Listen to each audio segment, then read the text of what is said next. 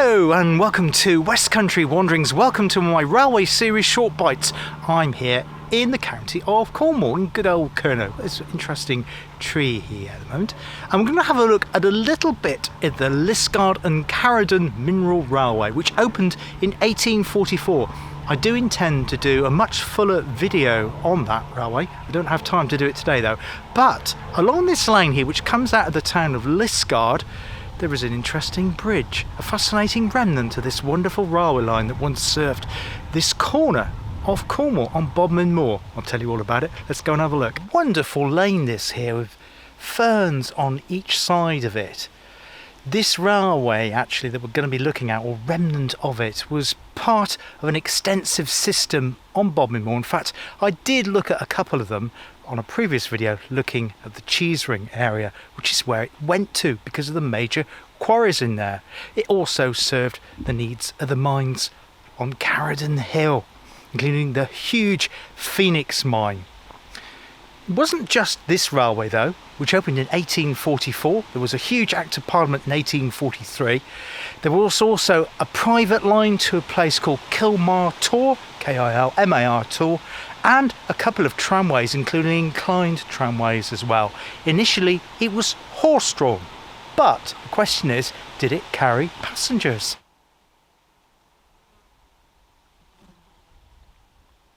Now, the route I've taken out of the town of Liskeard is actually on the Caradon Trail, which goes right up onto Bodmin Moor.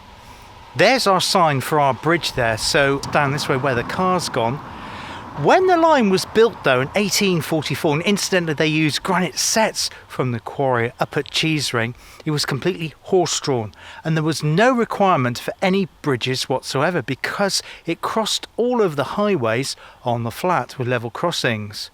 However, that was a problem when it became steam-powered with locomotives. I think they had 5. One of them was called Kilmar, probably their most famous locomotive. I'll see if I can find a photograph of it and insert that round about now. But anyway, we're going to continue on this way to our bridge. I haven't yet answered that question though.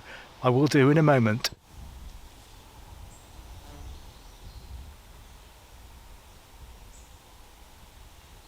So now the entrance to Wood Hill Manor, of which I know nothing. I'll see if I can find a photograph of. That is a private driveway down there to Wood Hill Manor. And I think the bridge is actually named after Wood Hill Manor, simply called Wood Hill Bridge, here just on the edge of Liskeard. Let's go down this hill and have a look.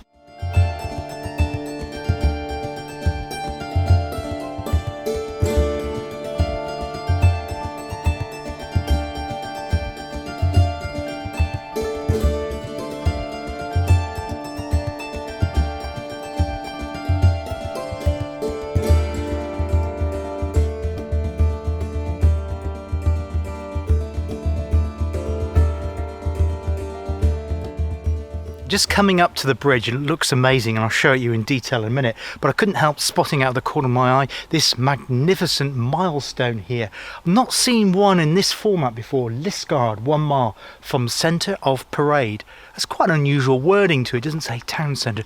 Sometimes they're just like Liskeard and then 1 in Roman numerals, but not this one here. I don't know how long that's been there, but it's a great one, that. And here is our magnificent bridge. We'll have a closer look at it in a moment. So it's built in 1886 to carry the Liskeard to Caradon Railway. So Caradon is that direction, going up to the village of St Cleer. There was a station at St Cleer, but it skirts around the village to follow the contour, so the station was quite some way out of the village. And in that direction takes you down not to Liskeard but to Moorswater. Why did it need to go to Moorswater? Well, there it linked up with initially a canal, the Liskeard and Loo Canal, and later the canal owners had a railway built, the Liskeard and Loo Railway, which ran alongside the canal there. Anyway, let's have a greater examination of this bridge here.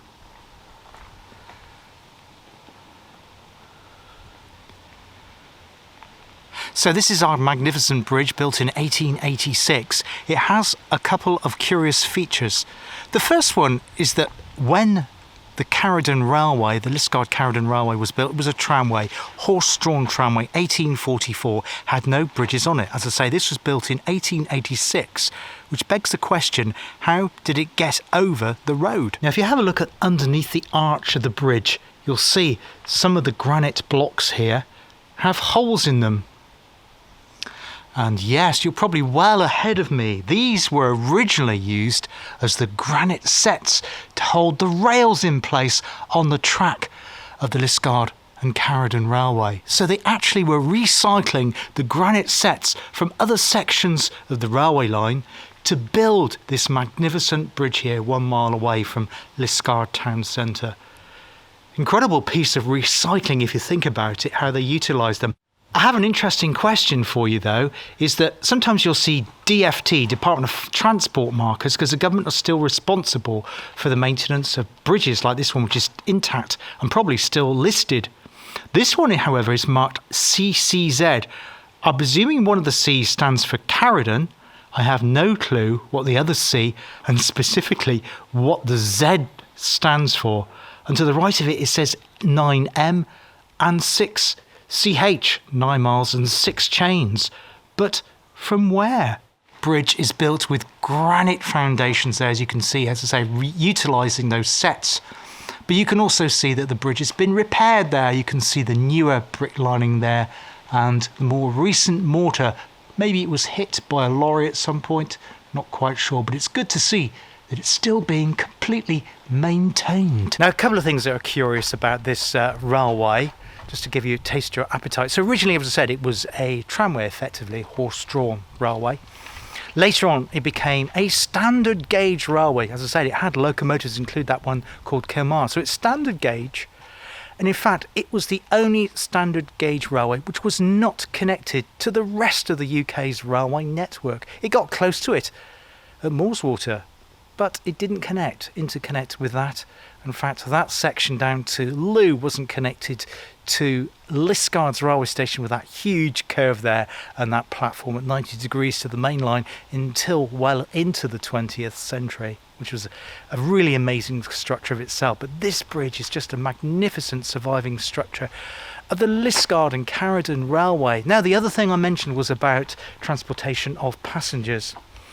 In 1850, a temperance movement wanted to have a weekend up on Bodmin Moor from the Liskeard area, and they contacted the owners of the railway to see if they could get up there. It was only moving freight, well, specifically stone and tin and copper from the mines on Caradon Hill there.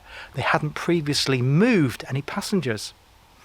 However, they agreed to do that. No health and safety legislation in those days, so the passengers were pulled up in wagons onto Bodmin Moor, and they came back down using the force of gravity. Later on, more passengers were carried on this railway. They didn't have to pay for an ordinary ticket, but they did have to buy a single or sometimes a return ticket to the town of Loo, because they couldn't actually sell them a ticket to the Caradon Hill site because there wasn't a ticket in existence. Now, sadly, there is no access to the track bed above. In fact, there's no access to most of the track bed.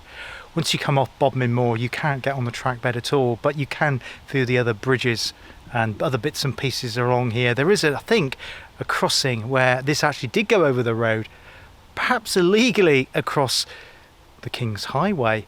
And yes, there is a bit of a grey area in terms of legal things, I think, because it was in this corner of Cornwall.